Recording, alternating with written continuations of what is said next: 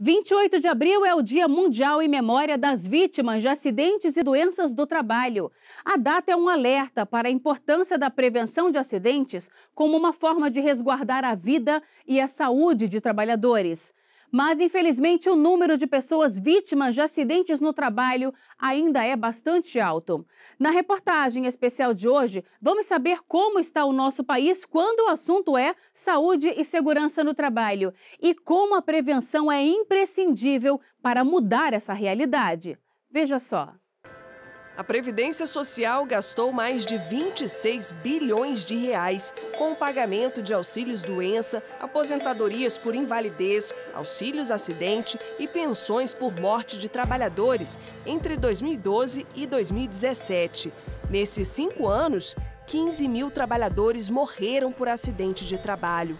Só no ano passado, o Instituto Nacional do Seguro Social, INSS, concedeu mais de 195 mil benefícios por afastamento acima de 15 dias, uma média de 540 afastamentos de trabalhadores por dia. Os números mostram que os acidentes de trabalho afetam não só a vida do trabalhador que foi prejudicado, mas também a economia do país. Os dados são do Observatório Digital de Saúde e Segurança do Trabalho, desenvolvido pelo Ministério Público do Trabalho e pela Organização Internacional do Trabalho, a OIT.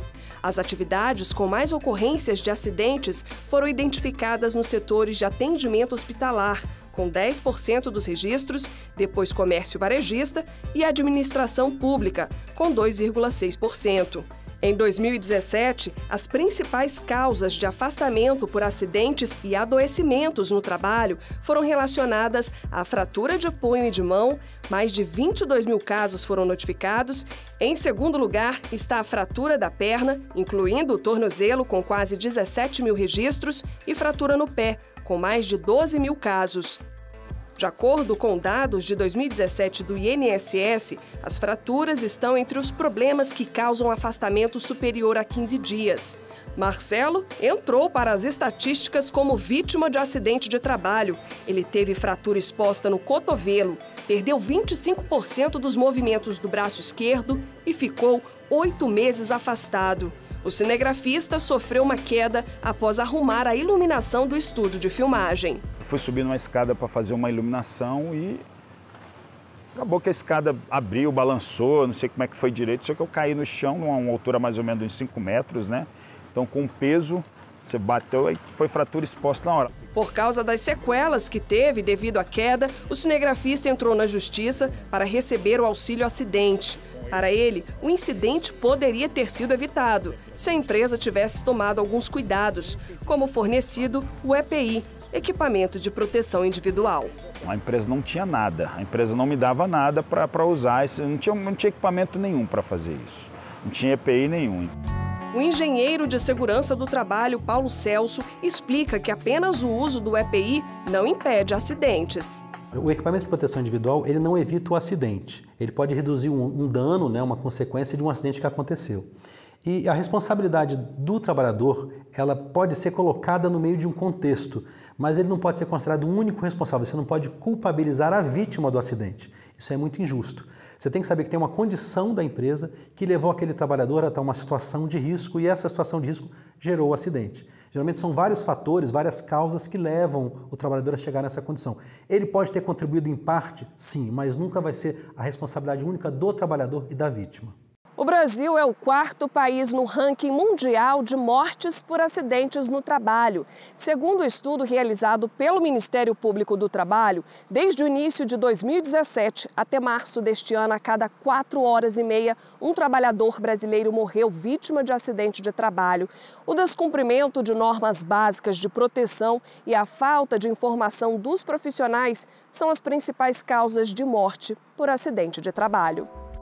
Para conscientizar a sociedade sobre a importância da prevenção de acidentes e do adoecimento ocupacional, o Ministério do Trabalho lançou a Campanha Nacional de Prevenção de Acidentes de Trabalho, a CAMPAT 2018. Prédios públicos, como o TST, foram iluminados com a cor verde, em homenagem às vítimas de acidentes e doenças do trabalho. Este ano, a ação reforça a importância de notificar doenças do trabalho. Isso porque os registros nas CATs, comunicações de acidentes de trabalho entregues ao INSS, nem sempre são totalmente preenchidos por causa do desconhecimento em relação às doenças causadas pelo trabalho. Nós temos os dois tipos de doença, a doença comum e a doença decorrente de um acidente de trabalho ou equiparada a acidente de trabalho. A doença ocupacional equiparada a acidente de trabalho, ela ocorre quando é verificado que aquela doença contraída pelo agente está relacionado diretamente, tem um nexo causal no seu trabalho, ou indiretamente, que tem uma concausa e aquela concausa agrava a doença. Ela é verificada quando uma pessoa ela é encaminhada ao INSS, o INSS, ao fazer a perícia, verifica que aquela doença está no código B91. O B91 é uma doença que é equiparada a acidente de trabalho. Existem diversos tipos de doença ocupacional. Dentre elas, e a jurisprudência hoje tem oscilado muito, é a depressão. Porque a depressão antigamente era tratada como uma doença multicausal, na sua grande maioria. Hoje já se verifica muita depressão decorrente do próprio trabalho. As anotações relacionadas a doenças ocupacionais no Brasil representam menos de 2% das comunicações no país e apenas 1% dos óbitos de trabalhadores são registrados. Enquanto as estatísticas de acidentes de trabalho são contabilizadas com mais facilidade, as doenças ocupacionais não são. De 2012 até 2017, os números mostram queda nos afastamentos por doenças do trabalho. A dorsalgia, dor nas costas, por exemplo, que afastou do trabalho pouco mais de 26 mil trabalhadores em 2012, no ano passado contabilizou 12.073 afastamentos. Sem informações precisas sobre as doenças ocupacionais, as estatísticas não acompanham a realidade. A coordenadora do Programa Nacional de Prevenção de Acidentes de Trabalho, ministra do TST, Delaide Miranda Arantes, observa que com o aumento da informalidade no mercado de trabalho, por causa da crise econômica que afetou o país, a subnotificação pode piorar. O risco da subnotificação, ele agora aumenta com a implementação da reforma trabalhista, da lei da reforma trabalhista, porque foram criados alguns contratos precários, contrato intermitente, a terceirização foi ampliada e o contrato autônomo, né, são modalidades contratuais que com certeza vai aumentar a subnotificação. É uma preocupação que nós temos.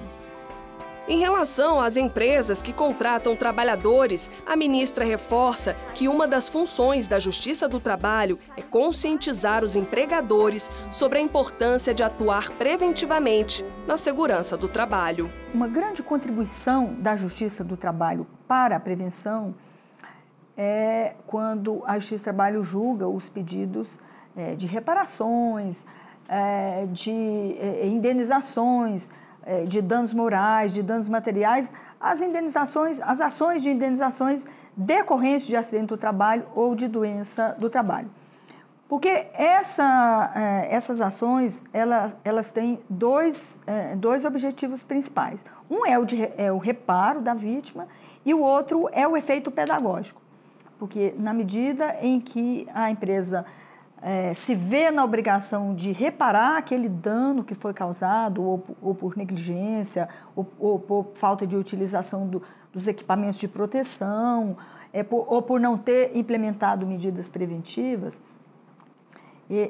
esse efeito pedagógico da condenação, com certeza ele se reveste em medidas preventivas, porque é muito mais vantagem para a empresa investir em prevenção do que depois arcar com as consequências das indenizações, e não é só das indenizações, porque tem a consequência da produtividade, porque interfere na produtividade, tem as consequências emocionais para o trabalhador, para a família do trabalhador.